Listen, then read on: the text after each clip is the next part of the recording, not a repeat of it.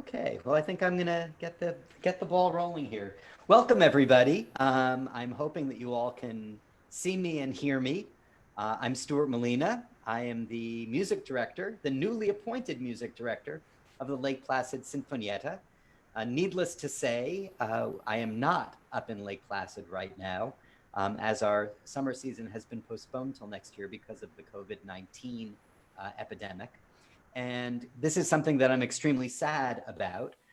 Having said that, it's been such a delight getting to know the various people involved with the Sinfonietta on our board, our volunteers, as well as the members of the orchestra. And so we're trying something brand new for you all today. Um, Today would have been our first Sunday classical concert of the 2020 season.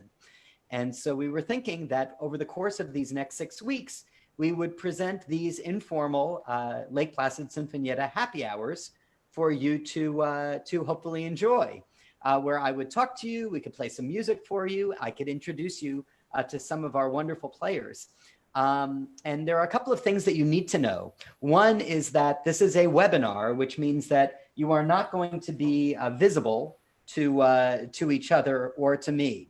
Having said that, I can see the chat and I can see the questions and answers. And so if you have questions, you can post them in either the chat panel or in the question and answer panel. And for those of you that are new to Zoom, these are underneath the screen where you're seeing me. There's a thing that says chat. And if you click on that, there will be a panel that comes up on the right where you can chat with me or you can chat with each other. If there's someone you haven't seen in a while, you can pull down next to two to that person's name and chat with just them. There's also a Q&A panel that you can open and type questions and answers. And over the course of this next 45 minutes to an hour, I will be very happy to answer whatever questions you have for me or for Stephen, who I'll be introducing shortly. So that's the first really important thing. Second really important thing is just to say thank you. This is a brand new program. I'm really hoping that it will go well and that it'll be fun. I want to thank Debbie Fitz, our fearless executive director, for learning how to use Zoom and setting up this webinar.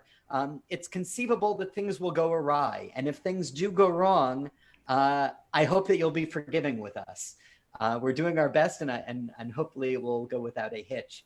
But thank you very much. And if you want more information about the Lake Placid Sinfonietta, you can always find it on our webpage, which is lakeplacidsinfonietta.org.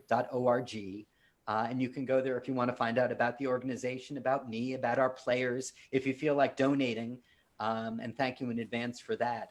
We have very generous patrons, and those of you who have given to us this year, despite our not performing, from the bottom of my heart, I say a profound thank you very, very much.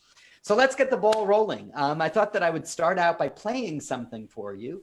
And what I've chosen today is a rag, but not a rag from the turn of the 20th century by Scott Joplin or one of his contemporaries. This is a more contemporary rag, and there was a great composer named William Bolcom who lived in Michigan, taught at the University of Michigan for many years.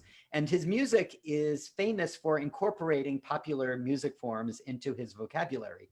And so this is a rag. He was a big fan of ragtime, and he wrote many rags over the course of his career. This one was written in the early 1970s, and it's the first one from a set of rags called the Ghost Rags. I can show you the cover of the thing, Ghost Rags by William Bolcom. And this first one is called The Graceful Ghost Rag, and I hope you'll enjoy it.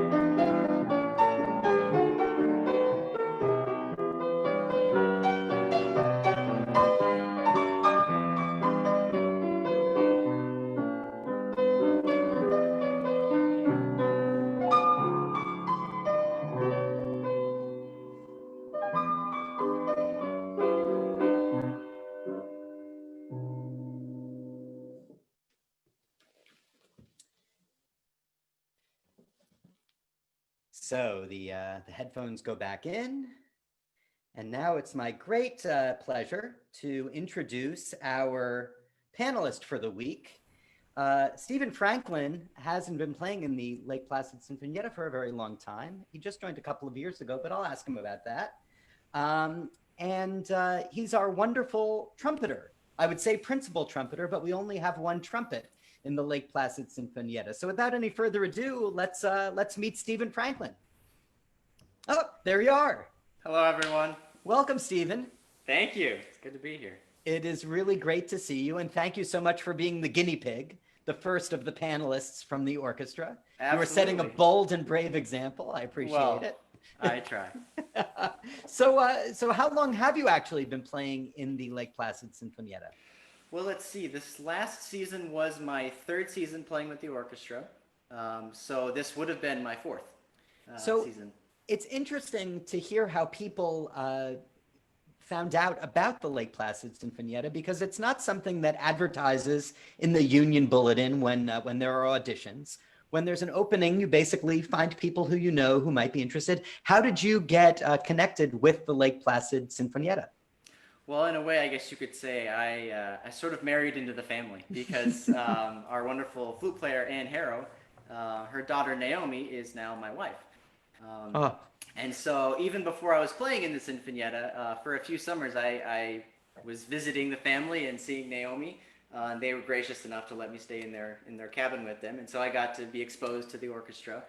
And so when there came an opportunity to play, I was all in. That's really fantastic. So when you got into the orchestra, where were you living at the time? When I got into the orchestra, let's see, that would have been 3 years ago. So I guess I was just finishing up school in Philadelphia at the Curtis Institute of Music. And you know that I am also a graduate of the Curtis Institute of Music. Yes. That's a fantastic place. And what was it like living in Philly, and who did you study with there? I loved living in Philadelphia. I was actually there for 5 years. Most people generally stay for 4, but Curtis gives the option to stay a little bit longer. So I was there for 5 full years, and it was a wonderful experience. I have no doubt it was the right place for me. I was very inspired by the level of music making all around me. And Philly's a wonderful town, great food town. It is. I was actually pleasantly surprised when I moved to Philadelphia. I grew up in New York City, or in the suburbs of New York City, and we grew up referring to it as Philadelphia. And the truth of the matter is it's an incredibly beautiful city with wonderful culture, wonderful arts, wonderful museums, wonderful restaurants, and incredibly nice people. So that was a very happy surprise. And so, okay, from there, you left the Curtis Institute, and where did you go from there? After I was at Curtis, I actually had to make a very tough decision because I simultaneously won a job with the Hawaii Symphony. Wow, in Honolulu. In Honolulu. So during my last year of school, I was commuting in between Philadelphia and Honolulu, which turned out to be quite the commute. It is a long commute. And so I did that, just during the last year of my time in school. And then simultaneously, I also won a position with the New World Symphony. Oh, fantastic. Which is a orchestra in Miami, Florida. That is, they describe themselves as being semi-professional. So they're a in-between point in between professional playing and somebody coming out of school. So in many ways, that was the perfect thing for me, and I ended up going that direction. So me and my new bride, Naomi, we moved down to Miami. Nice. Yeah, New World Symphony is kind of unique. It defines its own genre. It was created by Michael Tilson Thomas. And, some people have referred to it kind of as the minor leagues, but I think that's really being unfair because the players who go through the New World Symphony, a lot of them end up in major orchestras, which brings us to the next step. What happened then? Well, after that, let's see, I was there for 1 full year, and I wrapped up the season, and a couple weeks after finishing the season, I was fortunate to win a job with the Kansas City Symphony as associate principal trumpet. That is so fantastic. Right. What does associate principal trumpet mean? So my particular position is a bit unique. Traditionally, an associate principal trumpet would play any principal parts that the principal player doesn't want to play, or if they're saving themselves for say, a large Mahler symphony on the second half of a program. Usually the associate principal will play the first half of the program and play maybe a Mozart symphony or an overture or a concerto, something like that. My particular position is unique because I'm both associate principal and second trumpet, which Oh my means that gracious. I'm doing the duties of playing associate principal, so I'm playing a lot of overtures, and if the principal's out of town, then usually I'll play the whole program. And then for the second half, after playing principal, I'll move down one chair, and then I'll play second trumpet to the principal. Wow. And so you just finished what would have been your first full season with the Kansas City Symphony. Exactly. Yes. Obviously, Unfortunately, things it were was cut a little bit short. short, but was there a particular highlight of the year, something that you'll look back on as like, that defined my first year with the Kansas City Symphony? I would have to say there's a couple. Yeah, I'd have to say there's a couple. Two in particular. One would be we performed Bruckner's Seventh Symphony. Wow. Which is one of those pieces for me that, there's the old idea of if you're stranded on a desert island and you can only take, one piece with you or three pieces, with you, what would it be? I think Bruckner 7 would be one of those three for me. It's a piece that a lot of brass players I know are incredibly fond of. And it's not so much because of the really loud stuff in the end, but it's just really high quality brass choir writing all the way through the piece. Mm-hmm. Yeah, it's wonderful as a brass section to get to function as a choir. That's something I think Anton Bruckner did exceptionally well, is writing, as he was an organist, so there's an organ-like quality, but I think it's also choral.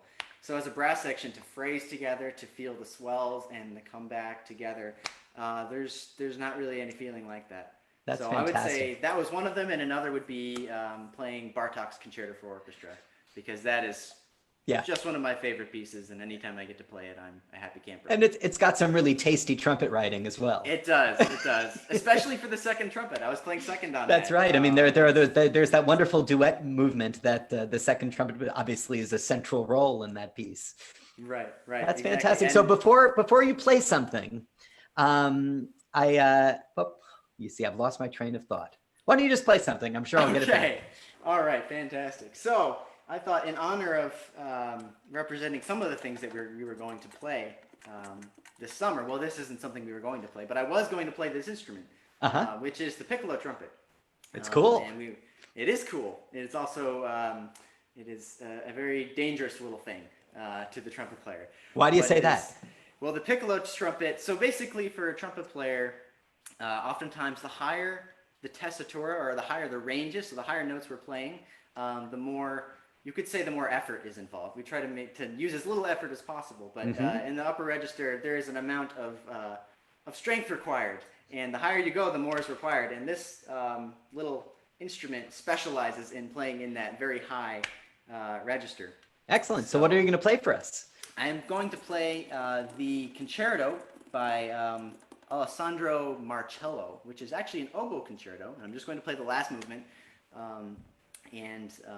It's a wonderful little piece, and normally you'd have an orchestra behind you. Unfortunately, I don't have that luxury right now, but just the trumpet part alone is actually quite fascinating. So it's a perky little piece, and I hope you enjoy it. Wonderful. Thank you.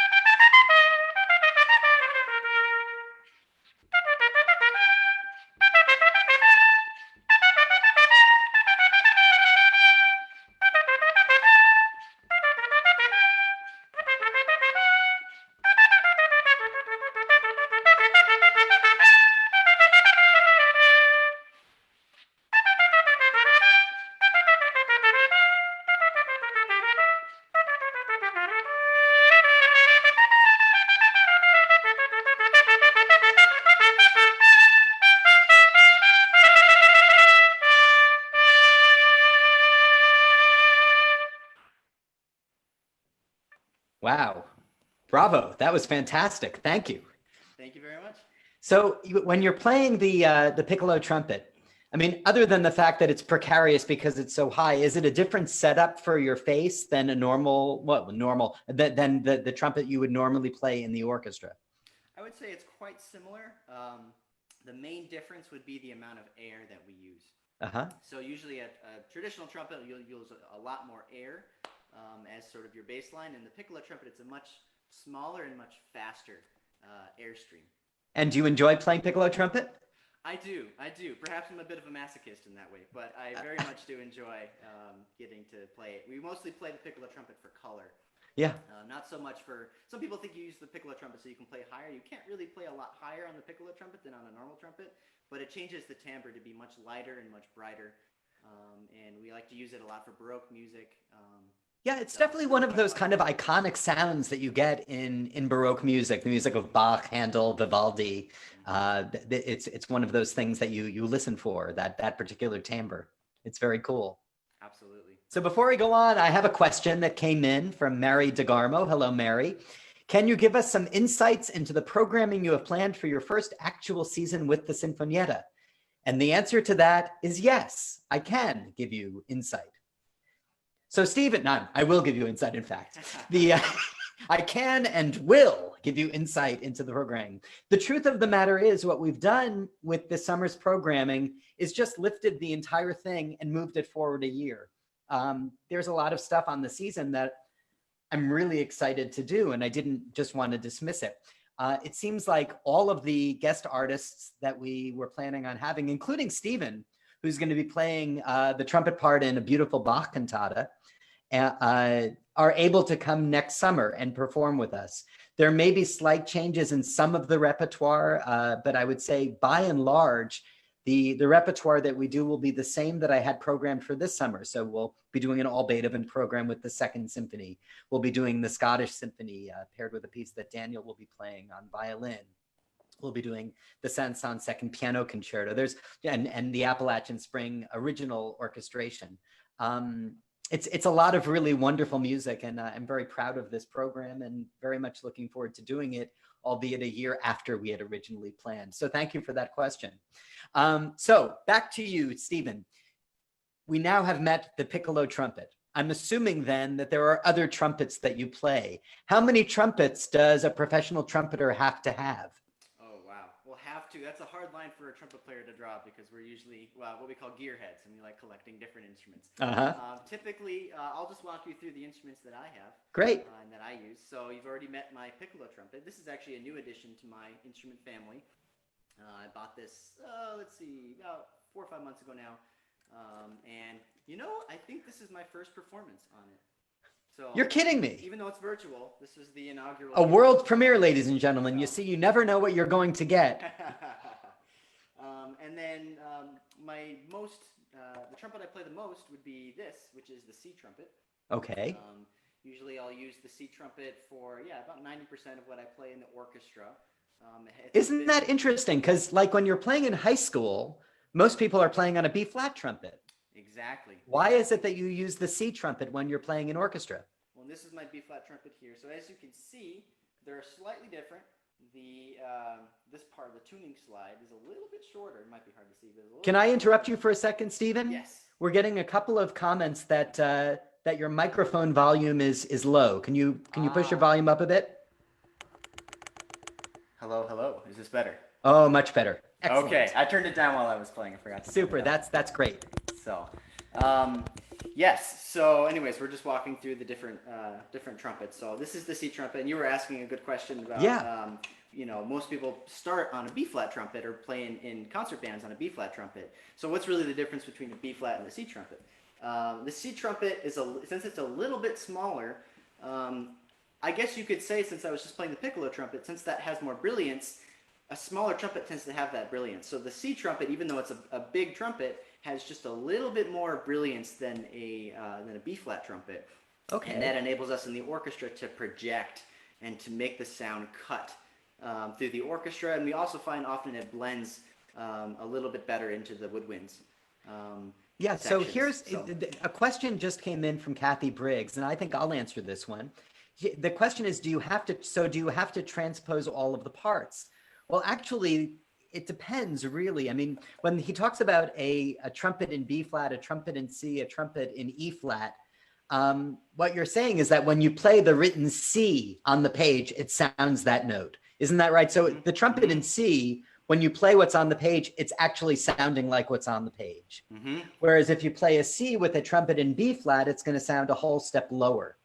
And that means the instrument's a little bit larger. It's going to be a little bit mellower. But do you do a lot of in the moment transposing then? I mean, so if you're playing on C trumpet, and let's say the part is written in trumpet in G, are you basically in the moment transposing? Very often that is the case. Yes. It will depend on what trumpet the particular player chooses to use for a certain piece. But not only on that, but the parts that we're given are in almost every imaginable key. B flat. Most modern compositions will just be in C, which is kind of nice. In D, E flat, E, F is very common. I've seen G, A, all sorts of keys. So especially in opera music. Yep. Opera music is famous for every couple bars, it will change into a different key for the trumpet player. So it keeps us on our toes. I'm assuming that you get better and better at this as you're doing it. But I mean, I also have to assume that there's an incredible amount of preparation that goes into, organizing what exactly you're looking at and how you're going to play it. There's definitely it takes a long time to master this skill and to get used to it. Now, every once in a while, I'll catch myself as I'm playing something in the orchestra thinking, oh, wow, I wasn't even thinking that it was changing keys. I was just playing. And then if I start to think about it, then I'm thinking, oh, no, wait, what key am I in? What am I doing? So sometimes it's better actually to think less and just, in G, okay, in G. So is there a most difficult key to play in? I'd say, let's see, the least common. E is not super common. That's one of our less common ones. Again, that's mostly an opera key, so that can be a little bit nasty. Yeah. I've seen B before, actual B. Yeah, not B I've flat, seen but that. B There's a famous horn part in Brahms' Second Symphony, Second Movement, which is horn in B, not B flat, but B natural. Yeah, so that's brutal. That's a little difficult, but given enough time, we'll figure it out. Okay, so let's go back a little bit further in your life. Where did you grow up, and why did you choose trumpet to play? Absolutely. So I grew up in Wheaton, Illinois, which is a suburb of Chicago, about 45 minutes outside the city, I'd say, by train. Longer. So did you grow up listening to the Chicago Symphony, or was it something you came to later? That was something I came to a little bit later, but I grew up near a college, Wheaton College, which had a lot of musical things going on. So my family would go very often to hear the Wheaton College Orchestra or band or jazz band or whatever it may be. And so I definitely grew up being surrounded by music in that way. My first instrument was actually not trumpet; it was piano. Oh wow! So that's right. You still play piano. I do. Yeah. You played with the Sinfonietta on a number of occasions, didn't you? Yeah, on a number. Yeah, harpsichord, electric harpsichord, and piano. That's awesome. So it's still coming in handy, which is good. I should say. So yeah, but that was my first instrument. So I started when I was 6. And then I actually started trumpet the next year when I was 7, which is usually very young to start trumpet. Usually people won't start until they're 10, 11, sometimes later. Yeah. Just because, if you don't have front teeth, sometimes that can be a little problematic when forming an embouchure. But I found a way to make it. Was this your choice, or were you pushed into it by your parents? This was my choice. Yeah, my mom approached me about playing in band. She said, "Well, do you want to play an instrument in band?" I said, "Yeah, of course." And she said, "What do you want to play?" And I said, "I'll play the trumpet." I didn't really give it any thought. I just knew that's what I wanted to do. I don't know exactly why. Maybe because it was shiny, or maybe because it was loud, or actually very well might just be because that was the only instrument I really knew what it was. That's possible too. But I picked it out, and actually for a few years I really didn't like it that much. I was really bad at it. There's videos of me playing in band where you can actually see me looking at the person next to me trying to figure out what the fingerings are, because I didn't really know what the fingerings were for about 3 years, which is pretty sad. You were 7. Give yourself a break. I was 7. Yeah, that's true. But a few years later, I started to figure out that if I actually practiced and I spent some time working on it and learning the fingerings and learning how to breathe and all these things, I started to get better, and I really liked that. And even still now, I'm very I love that feeling of getting even slightly better at something. Sure. Um, so I'd say that really drove me, and then eventually, let's see, I started taking lessons when I was 14, I believe. 14 Wow, or not 15. So it until wasn't then. until much later that I actually started to take formal trumpet lessons. Given this whole time I was taking piano lessons. But that's So I was rather learning about music. extraordinary. It was. So I just developed my own way of playing. I didn't even really know what it was. I just knew that it worked for me, which in many ways is actually still very helpful to not Yeah. overthink and just sing and rely on the music to drive me in my playing.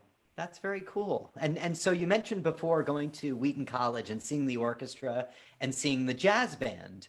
Is Hmm. jazz something that you play? Is it something you've dabbled in, or is it something that's foreign to you? I would call myself a enthusiastic dabbler in Uh-huh. jazz. Yeah, I actually, prior to me going to school, I started to play in some of the ensembles at the college because they were always short on trumpet players. Yeah. And one of the ensembles I played in was the jazz band, Oh, what fun. which was a phenomenal experience for me because I was totally novice. I didn't know anything about jazz, and that was a real education. So I played in a big band there for 2 years, and then when I went to Curtis, as you well know, there's no Curtis Jazz Band. There's no No Curtis Curtis Big Band. Big Band. So I did a few things on my own. I formed some combos with some friends of mine and Yeah. just played smaller chamber music jazz things. But I would say that training that I had, even way back then, still comes in handy when we're doing something in the Sinfonietta that requires more of a big band style. Yep. I've had enough exposure to that I can draw from that memory bank and find that style. Yeah, it's a kind of music that I absolutely love, and people ask me all the time, like, what music do you listen to relax? And as often as not, I'll listen to big band music or the great vocalists with the big bands, Uh-huh. and I've had the opportunity on a few occasions of playing with really fine big bands. And I am not a jazz player. I can play chords fine, but improvisation is something that I'm very frightened of doing. But being in that situation and playing with these amazing players in that genre of music, I find so utterly satisfying.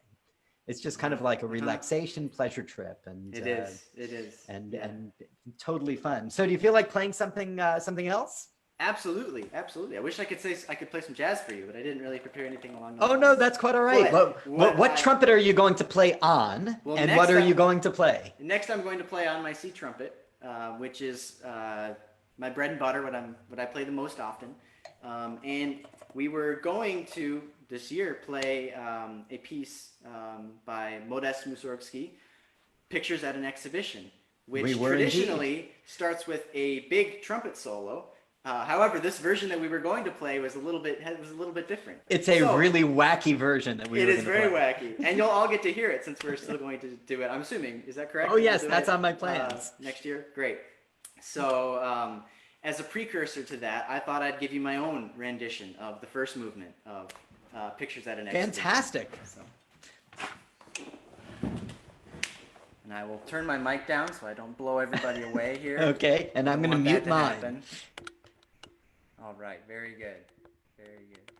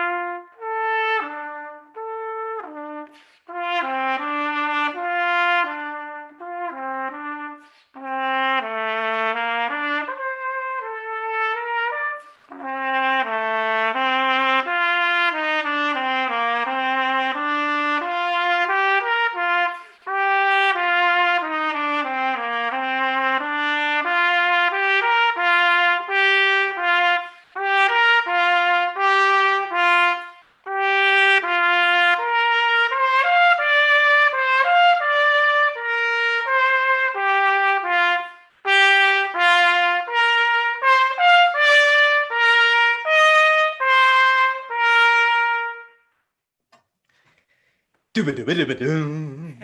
That was fantastic. So let's talk a little bit about pictures at an exhibition and the whole concept of orchestral excerpts. Pictures in an exhibition is something that every trumpeter in every conservatory practices probably every single day, right? I mean, when you audition, well, why don't you talk about what happens when you audition for an orchestra, what the process is like, and what the repertoire is like?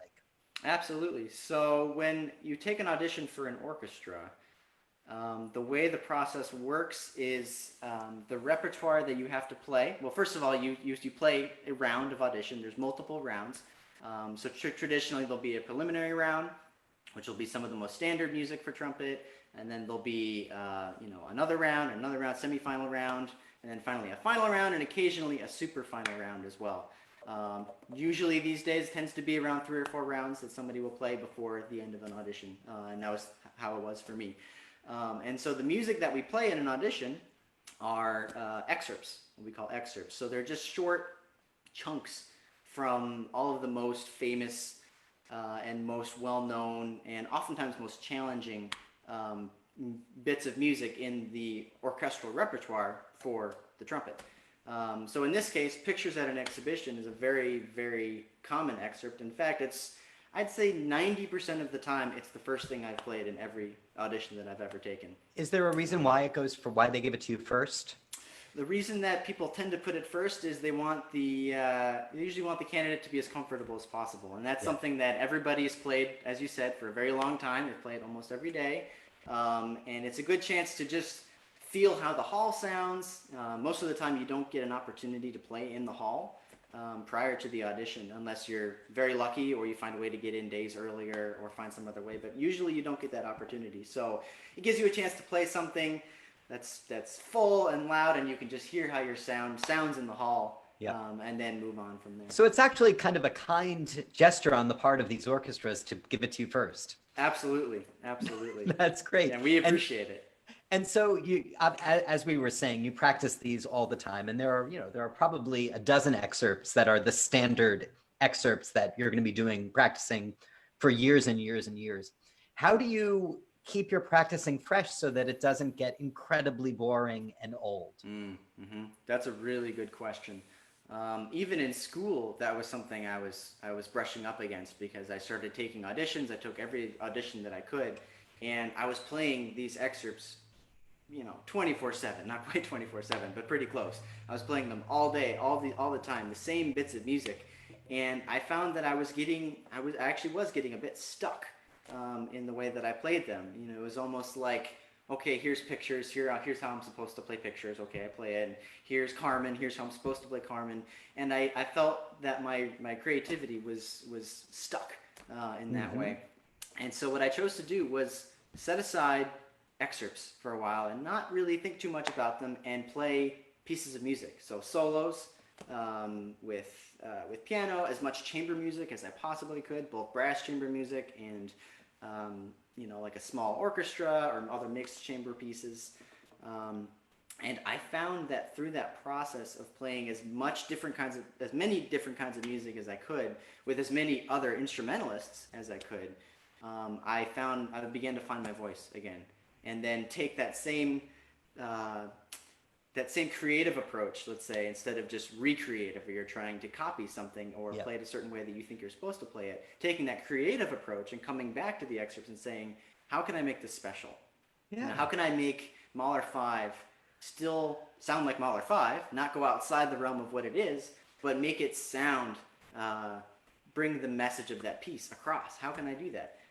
And that totally revitalized the way that I thought about excerpts. So, have you ever thought about teaching, or do you teach? Because it seems like you're kind of a natural. No, seriously, the way that you talk about things, these methods of keeping things fresh, have you thought about that? I have. Yeah, I do think that it is a responsibility at some point for somebody I've been given many opportunities and I've been poured into by so many people. My teacher, David Bilger, my teacher in Wheaton, Terry Schwartz, and everybody, and there's so many, and they all left their own imprint on me. And I do feel like it is my responsibility to pass that along at some point. So right now, I don't teach a lot. based on my performing schedule, but it's something I'm starting to do more and more. Yeah, that's fantastic. So we got a question asking if I could talk a little bit about the exciting version of pictures that I have planned for Sinfonietta's next season. Well, you know, it's a particular challenge programming for the Sinfonietta because it's a very small orchestra, a very small string section, one flute, one oboe, one clarinet, one bassoon, two horns, French horns, and one trumpet. And then, of course, Tony Oliver, who plays, he's the magic man. He plays timpani and every conceivable percussion instrument, does the work of six people in one. And so, you know, the way I approach this is there's a book by David Daniels called Orchestral Music, which has pretty much the entire played orchestral repertoire, and it's divided by instrumentation. And so I started there, like, what are the pieces that are actually originally written for this kind of an ensemble? And I found this version of Pictures in an Exhibition. Now, some people forget Pictures at an Exhibition is not originally an orchestral piece. It was written for piano solo by Modest Mussorgsky. And then it was orchestrated by many different people, not just Maurice Ravel, who did the most famous version. But there are versions for all kinds of different orchestra sizes, in different styles, different worlds of orchestration technique. This one was orchestrated for virtually the identical orchestration that we have in the Sinfonietta. I think the only difference is that there's also a harp. So we would have to bring a harp to play with us. But one can imagine that it's going to be a little bit different than a full Ravel symphony orchestra. And indeed it is. The beginning, which starts with trumpet in the Ravel, starts with just, I believe, viola playing solo at the beginning. So it's a much more understated promenade. And all the way through, it's a lot of different choices. And the orchestrator, who's a fellow named YU, also made some very strange choices in terms of the ways that he presents the music. I think it's a fantastic kind of combination of 19th century romanticism with modernism in terms of the way that he presents the original piano music with this much smaller orchestration. I think it's going to be a big hit with the audience, but don't come in expecting to hear the Great Gate of Kiev. That's going to blow your socks off because an orchestra of that size just can't make that much noise that the Ravel orchestration can. But I'm very excited for it. It is one of the things I'm most looking forward to next season. So having said that, let's get back to Stephen. Do you want to play something or do you want to talk a little more? What are your lips feeling like? Maybe we'll talk a little bit more. Okay. I actually should show you the rest of my trumpets. That would be fantastic. Let's see them. Stop from that. So this is great. The C trumpet, the piccolo trumpet. Now I'll introduce you to the rest. This is the B flat trumpet. So this is the instrument that most people would start on when they start on the trumpet. This is the instrument I started on, not this particular instrument, but a B flat trumpet. And is that because it's the easiest to support, not as much breath is needed? It actually takes a little bit more air. It's very similar to the C trumpet. Yep. The main difference is it's a slightly broader sound. Okay. So that when somebody starts out, instead of being kind of a blat, it'll be more of a blot. So it's a bit rounder. Actually, many people will actually start on the cornet, which unfortunately I don't have right here to show to you. But that's a trumpet that's a little bit, it's the same length of tubing, but it's a little bit shorter, more compact, and it has a mellower sound to it. So, and then this handy contraption is I know that one. A German-style rotary trumpet. Now, this is a trumpet that I will play in the orchestra quite often, actually. I'd say this would be the next most often after the C trumpet. And this is used usually for, as I said, for German music. Such as Brahms or Beethoven, or in some cases in Bruckner. We use Bruckner, for Bruckner, and even potentially in Mahler or Strauss as well. Do you sometimes use different instruments within the same piece? That can happen. I don't think I've ever combined rotary trumpet with another style trumpet. Usually rotary trumpet, we tend to play that most of the way through. But sometimes we'll do a combination of C trumpet or piccolo trumpet. If maybe the part is very demanding at a certain spot in terms of the upper register, and you could use just a little bit of room to be able to play in that upper register on the piccolo trumpet, makes it a little bit easier. Cool. Sometimes we'll do that, or sometimes the piece will call for it. For example, Pictures at an Exhibition. There's another section where the piccolo trumpet is exactly. It's supposed to be a nagging kind of a sound, kind of an annoying sound. Yep. And so it's actually a muted piccolo trumpet, which is, I think, about as annoying as you can get. I don't know. I think So, a piccolo really high is a little more annoying. well, my wife's a piccolo player, so I can't say that. But anyway, so that's an introduction to the rotary trumpet. This here is a E flat trumpet, so it has a little bit less tubing, and it's a little bit higher Wow. than my C trumpet. And this contraption, this thing's kind of ugly looking, but it's actually a wonderful horn I just bought. It was formerly a C trumpet, and a craftsman cut it down, it shrunk in the wash, and then now it's a How awesome is that? trumpet. That's great. So, and then the last thing I have to show for you here is a cool contraption. This would just be a bugle with no keys. It'd just be a pitched-in G bugle, and this was a gift from my late grandfather, actually, to me. So this is something that I hang on to because it means something to me, and That's really special. every once in a while I might get to use it. Did you participate in the when the buglers all played together? It was several weeks ago. I missed the memo on that one. Oh, too bad. I missed that. Yeah, I wish that I had, but I'm definitely going to catch that next year. So here's a question for you. What might be cool is, could you perhaps do like the first 5 or 6 notes of pictures on each of the instruments so that we could hear, absolutely. first of all, the changes of the key, and also, so he's going to do it with the same fingering. We'll hear the way the pitch changes and the way the timbre changes. Fantastic. So I'll turn my volume down again so I don't kill you. All right. So this is the B flat trumpet. So I'll do the same fingerings, and so it'll sound slightly lower.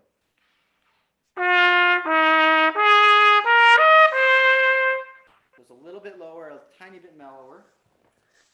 The next instrument would be the rotary trumpet, and the rotary trumpet has a bit more of a burnished sound, I call it. So when you play soft on it, it has a more round, darker quality, and then when you play louder on it, it has kind of a nice fire to it. Yep. But it's more of a burnished fire. It's still covered. So.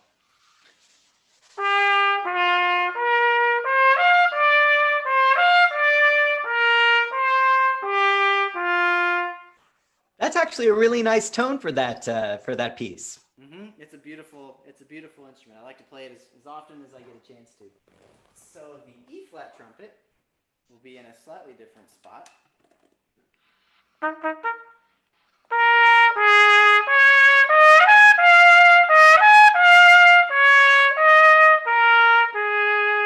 So we can notice certainly the pitch is much higher as well. Much higher, right?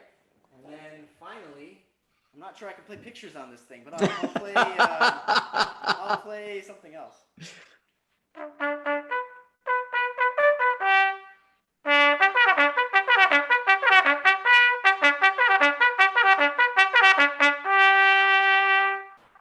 Well done. Thank you for that. That was cool.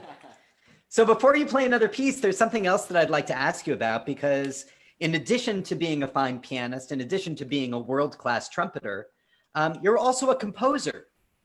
How did this come about? And talk a little bit about how you came to composition and how it rounds out your musical life. Absolutely. So. Oh, turn up your volume. Oh, yes, of course. So, yes, I began composing mostly as a result of improvising, actually. As a kid, I used to improvise on the piano quite a bit, just for my own pleasure and just for fun. And every once in a while, I would stumble across something. I thought, hey, that was kind of cool. I don't think anybody's written that before. Maybe I'll write that down. And so I started doing that just on my own as my own project. And as I did this, I found that I actually really enjoyed writing down my own ideas and putting them into the form of pieces. So by the time I was 10 or 11, I was doing this quite often, just on manuscript paper. I didn't have any computer programs at that point. I just wrote it down on some manuscript paper and wrote these little character pieces for piano, mostly. And eventually my parents decided I was doing it enough that they wanted to give me a gift of, at the time it was called Sibelius Student, which is a computer program where you can put your musical creations, your compositions into the computer, and you can actually input them as you're writing. And so I fell in love with being able to do that, and I gradually composed more and more until I got to school. And I mostly composed on my own. It was mostly my own project, but I did work for a brief stretch of time with a pianist, composer, and mostly now improviser named Noam Savan at the Curtis Institute of Music. And he Great. sort of took me under his wing and just gave me some ideas and mostly helped me learn how to study other composers' music. Mm-hmm. So we studied Brahms and Beethoven and whoever else, everything that we could find that was pertinent to what I was writing. I would study their compositions, and then through that process of looking at what other people had written, I would start to get my own ideas, and then I would run from there. That's really awesome. And the Sinfonietta has played music by you, correct? They have. That's correct. I wrote a double flute concerto, and one of the flutes was also a piccolo part. So that Anne Harrow and Naomi premiered all in the family with the orchestra. So yeah, that was quite a cool thing for me. It brought me full circle. So here's a question. I'm going to put you on the spot. Would you be up for writing more music for the Sinfonietta? Absolutely. That's good to hear. With absolutely no reservation. That's really awesome. So, I mean, we're nearing the end of our time. Is there something you'd like to play for us to kind of wind us down? Absolutely, yeah. To wind us down, I thought I'd give us something lyrical, something singing. Wonderful. From trumpet repertoire, and one of my favorite solos that I've actually ever played in the orchestra is from The Pines of Rome, which is by Respighi. And the second movement is called the Pines Near the Catacombs. And the idea is that it starts off very creepy and kind of quiet, and then there's this moment where the flute brings in this openness, and then the trumpet is actually off stage. It's not on the stage. So if you're the trumpet player, you get up and walk off. And not like I did at the Sinfonietta when I was walking between the piano and the trumpet and almost knocking everybody over. Try not to do that too much. But in this case, you actually walk off the stage and play from backstage. And it's supposed to be kind of a nostalgic sound as the trumpet's wafting over the pine trees of Rome. So it's quite an interesting picture, and it's a lot of fun to play. So I hope Wonderful. Can't wait.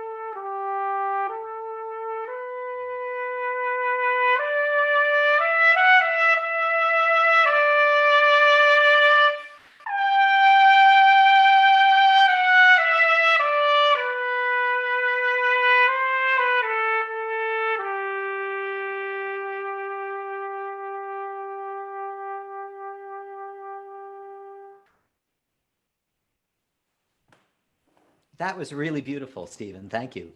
You know, in listening to that, it almost has the sound of a folk song, of an American folk song.